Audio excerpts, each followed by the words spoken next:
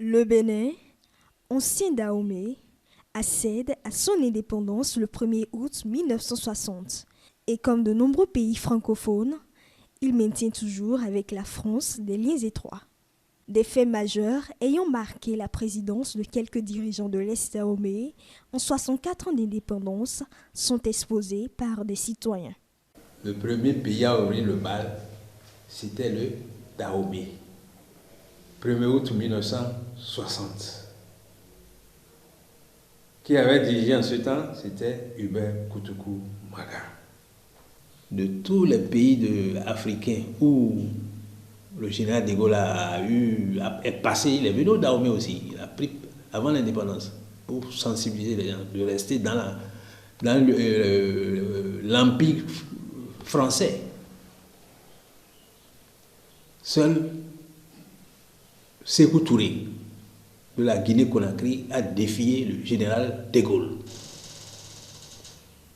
Sékou Touré a dit que nous voulons notre indépendance immédiatement. Donc c'est sur la pointe des pieds que le général est parti de Conakry.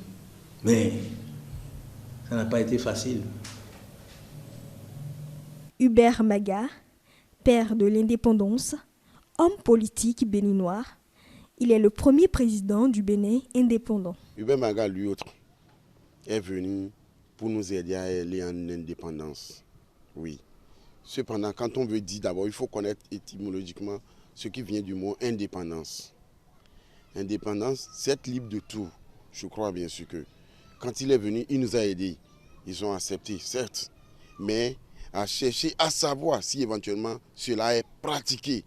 Moi, j'étais tout petit et quand Maga a commencé, j'étais déjà né, j'étais au primaire. Sous Maga, c'était quand même bon. Il a essayé. Malgré les maigres ressources dans le temps, vous voyez, on était respectés, les Dahoméens étaient respectés parce qu'on avait les cadres intellectuels qui étaient là. Le Bénin a adhéré à l'Organisation internationale du travail. Les conventions, les normes du travail que prenait cette organisation a permis. Avant, c'était les travaux forcés. On a connu la journée de 8 heures de travail par semaine, et 40 heures de semaine par semaine. C'est sous l'impulsion de Maga. Maga est venu pour ça, là. Les congés payés qu'on a aujourd'hui, il n'y avait pas ça avant. La maternité aussi. Le régime révolutionnaire qui se met en place après le coup d'État du général Kérékou en octobre 1972 inaugure une ère nouvelle dans la vie politique du Dahomey. Il ouvre en effet la période de stabilité relative qui va durer jusqu'à la fin des années 80 et qui contraste spectaculairement avec la situation précédente où la fluidité politique était la règle. Ce régime était dans sa globalité composé d'impératifs. Il n'y avait rien que des impératifs. Le respect s'était accentué, surtout le respect de l'autorité. Il y avait eu création de multi-sociétés. Dans ce régime, il y avait l'autosuffisance alimentaire. Cependant, au milieu des années 80, ce régime dit révolutionnaire enregistre quelques irrégularités. Le détournement des deniers publics au milieu des années 80 a conduit le Bénin à une crise, a commencé par conduire le Bénin à une crise économique. Qu'est-ce qu'il fallait faire? La diaspora avait commencé par critiquer et par menacer. C'est là que le général Mathieu Kérékou, paix à son âme, a dit: vous la diaspora, d'accord, je suis d'accord que désormais mon pays, votre pays, mon pays, notre pays est en difficulté financière. Alors venez, revenez.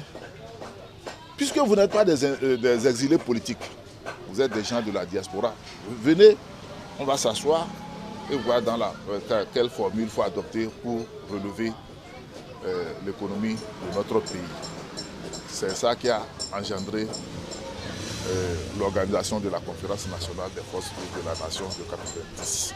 Avec pour slogan le nouveau départ, Le régime actuel du président Patrice Talon propose un mandat de rupture, de transition, de relance économique et de réformes, notamment politiques, afin d'impulser une nouvelle dynamique dans le pays. Nous aurions eu à constater qu'il y a beaucoup de changements. Nous sommes bien sûr en voie, en train de bien perfectionner. Il est venu pour bien perfectionner cette indépendance-là. Il nous apprend à cultiver la terre, il nous apprend à chercher nous-mêmes, que de penser toujours à ce qui vient de l'extérieur, de l'Europe. Oui, de l'aide, de Maga, jusqu'à l'heure là présentement, nous voyons des changements de jour en jour sur l'évolution de notre vie, de cette indépendance-là en question. Il y a eu assez de réformes, le régime est venu à faire des réformes. Il y a aussi des avancées. Il y a aussi des avancées notoires. Par exemple, moi j'ai aimé les asphaltages que nous observons dans tout le pays. Moi j'aime trop ça. Par exemple, il y a des réformes qui par le passé étaient là, bien que pour martyriser le peuple. Mais aujourd'hui, c'est ces réformes-là qui sont transformées en de très bonnes réformes qui font la fierté du pays. À l'occasion de ce 64e anniversaire de l'indépendance du Bénin, des mots sont adressés. Je passe par cette occasion souhaiter vraiment mes meilleurs vœux à tout un chacun, à tous les Béninois, et souhaiter que, oui, tout compte fait, il y aura toujours des partants. Nous sommes tous mortels, oui, mais toujours est-il que Dieu fasse que nos pleurs puissent se transformer en joie pour ces années d'indépendance que nous sommes en train de préparer, que le président qu'il essaie de nous aider, et je crois que vraiment Dieu le lui rendra à son centuple. Pour donc espérer une nation souveraine à part entière, des réformes primordiales doivent être opérées par le Bénin dans le choix de l'orientation politique et économique, dans la promotion de ses différentes valeurs culturelles ainsi que cultuelles.